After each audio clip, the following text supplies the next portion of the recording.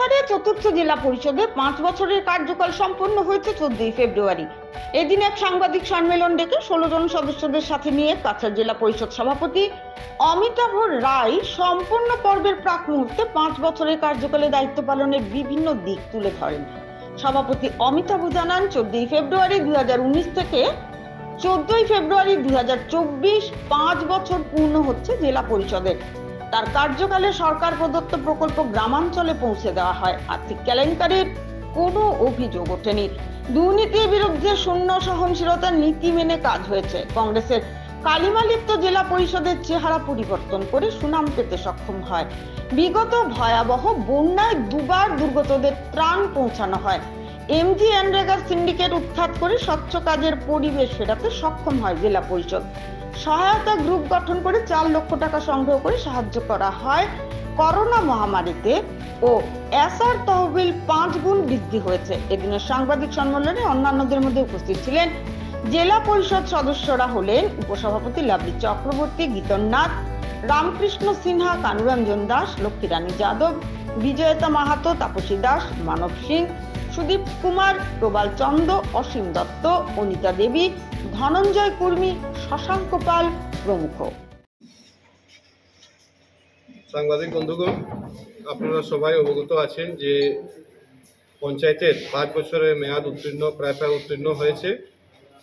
আমাদের কাছাড় জেলা পরিষদের এই 5 বছরের মেয়াদ আগামী 14 ফেব্রুয়ারি উত্তীর্ণ হবে।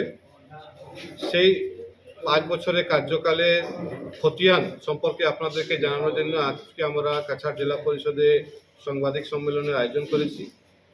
এবং বিগত 5 বছরে আমাদের সবাই জেলা পরিষদের সদস্য, দলীয় নেতৃত্ব, আমাদের নির্বাচিত সাংসদ, বিধায়ক সভার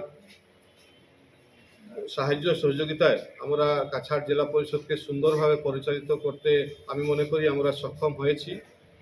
এবং এই বিগত 5 বছরে আমরা কাছাড় জেলা পরিষদকে একটি স্বচ্ছ জেলা পরিষদ, দুর্নীতিমুক্ত জেলা পরিষদ দেওয়ার আমরা প্রচেষ্টা করেছি। সরকারের প্রদত্ত প্রত্যেকগুলো স্কিম যাতে কাছাড়ের গ্রামীণ জনগণের কাছে পৌঁছে সেই বিষয়ে আমরা সবাই সচেষ্ট হয়ে কাজ করেছি। এবং তার প্রতিফলন হিসাবে আমরা দেখেছি যে সরকার প্রদত্ত, কেন্দ্র সরকার বা রাজ্য সরকার যতগুলো স্কিম গ্রামীণ জনগণের জন্য দিয়েছে, গ্রাম পঞ্চায়েতের মাধ্যমে সেই স্কিমগুলো জনগণের কাছে পৌঁছেছে এবং জনগণ সরাসরি সেগুলো থেকে লাভান্বিত হয়েছে। আমরা 2019 সালে দায়িত্ব গ্রহণ করার পূর্বে আপনারা সবাই কাছাড় জেলা পরিষদ সম্পর্কে ভালোভাবে অবগত আছেন যে কাছাড় জেলা পরিষদকে কিভাবে একটি দুর্নীতির আখড়া হিসাবে পরিণত করা হয়েছিল এবং কিভাবে দুর্নাম কাছাড় জেলা পরিষদের সঙ্গে সংযোজন করে দেওয়া হয়েছিল। আমাদের দায়িত্ব গ্রহণ করার পর, ভারতীয় জনতা পার্টির দায়িত্ব গ্রহণ করার পর আমরা স্বচ্ছতার সহিত এই 5 বছর অতিবাহিত করেছি। এবং আপনারা সবাই লক্ষ্য করেছেন যে বিগত 5 বছরে কাছাড় জেলা পরিষদের বিরুদ্ধে 1 টাকারও দুর্নীতির কোনো অভিযোগ আসেনি। আমরা সরকার প্রদত্ত, বিশেষ করে আমরা 15 ফাইন্যান্স কমিশনের মাধ্যমে যে টাকা গ্রামীণ জনগণের জন্য পেয়েছি সেই টাকাকে আমরা একদম পারদর্শীভাবে সেই কাজগুলোতে আমরা ইমপ্লিমেন্ট করতে সক্ষম হয়েছি। আমাদের প্রচেষ্টা এবং প্রয়াস ছিল যে পুরনো যে বদনাম দুর্নাম বিগত দিনের যে সরকার ছিল তাদের নেতা মন্ত্রীদের মাধ্যমে যে দুর্নীতি কাছাড় জেলা পরিষদে হয়েছিল সেইগুলোকে আমরা পরিবর্তন করব। কারণ ভারতীয় জনতা পার্টি আপনারা জানেন যে পরিবর্তনের মাধ্যমে সুশাসন দেওয়ার বিশ্বাসী ভারতীয় জনতা পার্টি। এবং আমরা বিগত 5 বছরে ভারতীয় জনতা পার্টির আদর্শ, দেশের প্রধানমন্ত্রী মাননীয় নরেন্দ্র মোদীজির প্রেরণাকে নিয়ে কাজ করেছি। এবং আমি বলতে পারবো সেই প্রেরণা এবং আদর্শ আমাদের কাছাড় জেলা পরিষদকে স্পষ্ট এবং পরিষ্কার পরিচ্ছন্নতার সহিত কাজ করতে আমাদেরকে সহযোগিতা করেছে। আমি পরিসংখ্যান আমাদের কাছে আছে, গ্রাম পঞ্চায়েত থেকে শুরু করে আঞ্চলিক পঞ্চায়েত ও জেলা পঞ্চায়েতে যে টাকা আমরা পেয়েছি, কতগুলো স্কিম নেওয়া হয়েছে, কিভাবে সেগুলোর ফিজিক্যাল প্রোগ্রেস কি হয়েছে সেই পরিসংখ্যান আমি আপনাদেরকে দেব। এবং আমি আজকে পুনরায় কাছাড়ের গ্রামীণ জনতার সঙ্গে সঙ্গে আমাদের দলের নেতৃত্ব, আমাদের যারা জেলা পরিষদের সম্মানিত সদস্যরা আছেন ওনাদেরকে আন্তরিকভাবে ধন্যবাদ ও কৃতজ্ঞতা জানাচ্ছি যে ওনাদের সবার সাহায্য এবং সহযোগিতায় আমরা বিগত 5 বছর কাছাড় জেলা পরিষদকে পরিচালিত করতে সক্ষম হয়েছি। ধন্যবাদ। 21,62 লাখ টাকা আমরা পাইছি। এই কাম সম্পূর্ণ হয়েছে না, কারণ আমরা 2টা ফাইন্যান্সিয়াল কাজ রয়ে গেছে এখনো। ডিপিসি করে নিয়েছি আমরা, সব ইয়েতে প্রসেসিংয়ে আছে। ঠিক আছে, অনেক জিপিতে দেখছি আমরা 15 ফাইন্যান্সের কাজ এখনো শুরু হয়েছে না।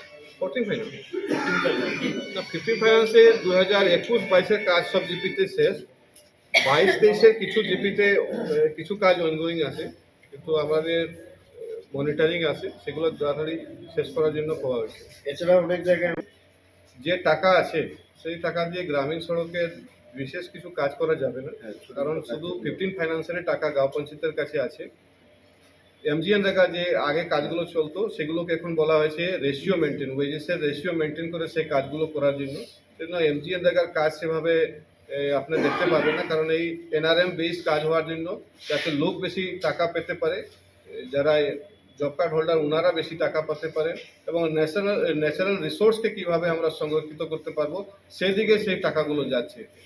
যেগুলো আপনি বললেন যে রোডসের ব্যাপারে, 15 ফাইন্যান্স কমিশনে যে রোডসের কাজ হচ্ছে সেই কাজগুলোর উপর সুপারভিশন মনিটরিং আছে। আমাদের প্রত্যেক পর্যায়ে ইঞ্জিনিয়াররা গিয়ে সেই কাজগুলো দেখছেন। যদি কোনোখানে এইভাবে কিছু থাকে তাহলে নিশ্চয়ই পরবর্তীতে যারা থাকবেন, যারা আধিকারিকরা আছেন, ওনারা নিশ্চয়ই দেখবেন। একটা কমিটি থাকে। আর প্রত্যেকটি কাজের কনস্ট্রাকশন কমিটি আছে। আমি একটা কথা আপনাদের সবার জন্য সংযোজন করে দিতে চাই যে আমাদের এই 5 বছরের কার্যকালে আমরা কাছাড় জেলা পরিষদে 5 জন সিওকে পেয়েছি, কাছাড়ের 4 জন জেলা শাসককে পেয়েছি। আমাদের পুরো টিম হিসাবে আমরা সবাই মিলে কাজ করেছি। এতে গাঁও পঞ্চায়েতের সচিব থেকে শুরু করে ব্লকের জিআরএস জিপিসি থেকে শুরু করে অ্যাকাউন্টেন্ট, যারা ইঞ্জিনিয়ার আছেন, জেলা পরিষদের যারা কর্মী আধিকারিক আছেন, সবার সাহায্য সহযোগিতা পেয়েছি এবং সবার প্রতি আমরা কৃতজ্ঞতা জ্ঞাপন করছি।